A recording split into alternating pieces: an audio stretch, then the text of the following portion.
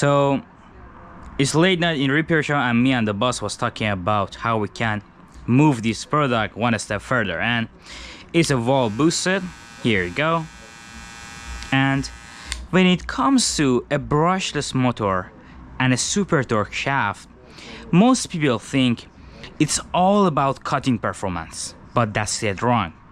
When you are working with a motor or a super torque shaft, it's all about user experience. If you got a 7200 RPM brushless motor and a 7200 RPM rotary motor, the cutting performance of both are same. There is no difference. Use any type of shaft you want to use. It doesn't matter if it's a gamma shaft. It doesn't matter if it's our custom shaft. It doesn't matter if it's Val's original shaft. The cutting performance are same on same RPM. It's all about user experience. We use brushless motors because it gives you a better user experience. It's more silent. It has a soft vibration. It's not carbon based in compared to these rotary motors, which are powered by 2 blocks of carbon, and all you see here are dead rotary motor. They are damaged because they ran out of the carbon. So you can see multiple brushless motors here too. They didn't get damaged by, I don't know, using it a lot. They just get damaged by heating. They just, maybe the barber just dropped his brushless powered clipper and now they are here. So most of these are just rotary motors that they just ran after the carbon and now they are not working. So this is why we use brushless motor. More silent, soft vibration, wild, can run forever if you don't damage it. I don't know. For example, you'll never see someone says, "Oh, my Babyliss motor got damaged suddenly." It never does, unless you drop it. I don't know. You hit it by something, you throw it. Never something happened to your Babyliss motor. Never, unless you do something that damages it. That's the perfect thing about the brushless motor, and that's why we use them. It's not about the cutting performance, it's about the user experience. When it's powered by a brushless motor, we just feel much better. You feel a soft vibration. Instead, when you turn on a normal magic clip, it just has much vibration. It's just noisier, and when you work with this for a while, you really can't work with this anymore. Okay, because the feeling that you get from this is just too good, and you can't work with one of these. So here you go. If you got a 7200 RPM brushless motor and a 7200 RPM rotary motor, the cutting performance is same. The only difference is on user experience. That's about the motor. About the shaft, we got the exact same thing. If you got a super torque shaft or our custom shaft, or you got the Val's original shaft, the cutting performance is same. The only difference is on the cutted texture. So let's talk about it. I want to talk about 2 things. So first, I want to take a look at the evolution of Babyliss shaft, because it's just very interesting. So let me bring the boss's shaft box. Let me see, it's not that. Oh, here we go. So there are 3 evolutions on Babyliss shaft. So the first evolution is not this, but was something like this. the second evolution, which you mostly see on these classic Beyblades, was this shaft. Here we go. And the last evolution, which you see on Beyblade Boost Plus, is this shaft. So we'll go through these three shafts. We'll see why Beyblade changed it and what is the reason. So at first it has a much bigger shaft, but the first generation of Beyblade shaft was all brass. Brass gets corroded easily, so they changed this tip here with this steel part. Here we go. Now it's corrosion resistant, and it's one in 100 Beyblades has a corroded shaft. I'll never say it, but I think that can happen if you don't keep the blade oil. So they changed from this to the steel one, and the first version of Beyblade shaft has a very long head, just like this. It was just much longer. When you got a long tail like this, your pin drive remains healthier, but you put pressure on the motor higher. So when this tail become longer, the pin drive remain healthier, but you put pressure on the motor. The problem we had with highways was just that the whole shaft was long. It was just too long. When it's too long, maybe you're doing it pin drive friendly, but you'll 100% put a lot of pressure on the motor. So it doesn't mean this is a wrong design.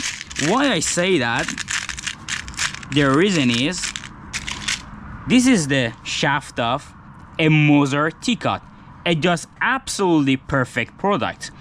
Okay, as you can see, the shaft is very long, but after 5 years there's no corrosion on this shaft and on the pin drive.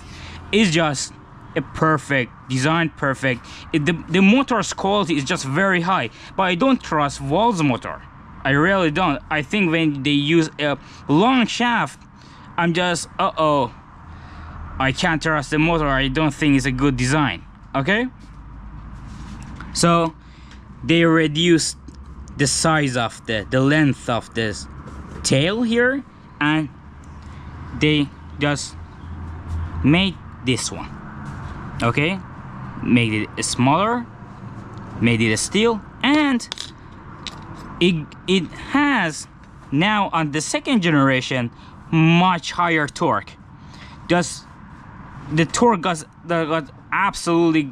they went crazy on the torque. So on the second generation they brought this one, and on the third generation they said, okay, we make this steel again smaller.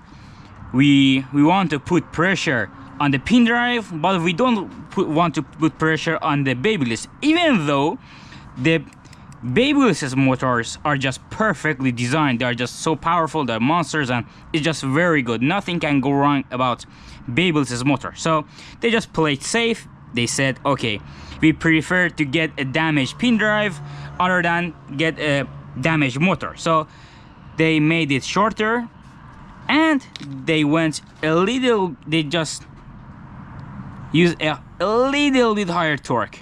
So this circle is a little bit bigger in compared to this one. I think the torque has changed, but I don't know. I think for the third generation they even went for just a little bit bigger torque. Okay, here we go. So what is the reason for that? Why they increased the torque? The reason is, when you have a small torque, you don't cut the hair. Your clipper will shred the hair. Okay, the texture that you see on Gamma X Evo doesn't cut is actually makes the hair shredded because it has two missing springs. On a better version, which got produced by another manufacturer, they just put that spring on it. There are just two springs that I show you where it gets applied. So I think I should just put it from the back. Here we go. Now it has two springs and the torque got increased, and now this trimmer just cuts hair perfectly. Okay, so when you have a small torque, it makes the hair shredded. It just doesn't cut it well. Okay, that was my problem with Gamma X7. I made a video about it. You can check that in the channel. But yeah, so here we go. Let's back to the disc.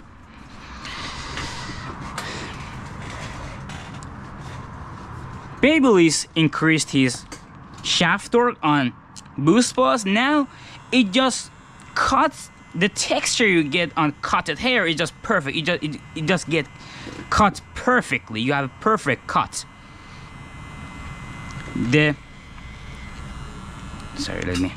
Okay. They made a super torque shaft on Gamma. When you go through the hair, it just cut it and move. It just throw the hair away. You know, it doesn't have any cutting performance. It doesn't have any cutting performance advantage. It just feels good when you see just your clipper throw the hair away. You know, this is because when you have a super torque shaft in comparison to Valve's original shaft, you just feel much better. You just see the hair just your clipper is just throwing the hair away. When you see it, you feel good, you feel powerful. See, it's all about user experience. I can use Valve shaft, it just doesn't matter on cutting performance, but for a better user experience, I'm just using this shaft. And it has insane torque. When it goes through the hair, it just throw the hair away. So when you see it, that your clipper is a monster on hair, you just enjoy it. You love to work with it. So the motor and the shaft, the changes is not about the power and about the cutting performance. It's all... Sorry, my GoPro got overheated. So as I was saying, it's all about user experience. When you're working as an engineer on motors and shaft, don't think about cutting performance. If you're working, the only difference that you see on cutting performance is on RPM. If you wanna get a good cutting performance, work on your blade and your RPM. Your shaft won't help you on your cutting performance. You can go with Volt shaft, you can go with super torque shaft, and you can go with ultra super torque shaft. It doesn't matter. If you want a good cutting performance as an engineer, you should work on the motor. If you wanna, and the blade. If you want a good user experience, choose the type of your motor and your shaft. Okay, here we go. So why you think you love the JRL? They just use a rotary motor that has a very good torque. You won't believe it if you see that. When you see the let me show you. When you see the shaft, you think, oh my god, it has insane torque. But in the previous video, I said it just has a perfect torque, but it doesn't have it. When you see the circle when you see the circle, you see, oh my god, it has a very perfect torque. It's just a huge torque, but it's not. The torque of this, me and the boss just calculated, and it's between the torque of this super torque and the torque of Valve's original shaft. The torque isn't that much. Okay, in the previous video, I said it has the perfect torque, but it doesn't have it. Okay, so here you go. It doesn't have that much torque, but you love it. But it has an acceptable torque. When you go for a higher torque in comparison to Valve's shaft, it's just good. Okay, So you feel good on JRL, by the way, only because of the blades. The blades are very good, very well designed. All the thing about the hardware is trash. You only love it because of the blades. The blades are very well manufactured. They has a very good compatibility. And here you go. This is why you like JRL. But always the higher torque is better. Hell no. No. So when you should go for a smaller torque. When the torque gets increased, your blades gets hot much quicker. So when you go on insane torque, for example on Babyliss Boost Plus, you should be too comfortable about the quality of your blades. You should be too sure about it. You say, okay, I'm sure they won't get hot, so I go for this super torque shaft. Nowadays, if you use a super torque shaft on a Magically or any wall, they just get hot crazy. I can mention that these days even Babyliss gets hot. It's a glue ball actually problem. JRL solved it with a ceramic blade, but remember that it's not even that. Let me see. I just fixed the.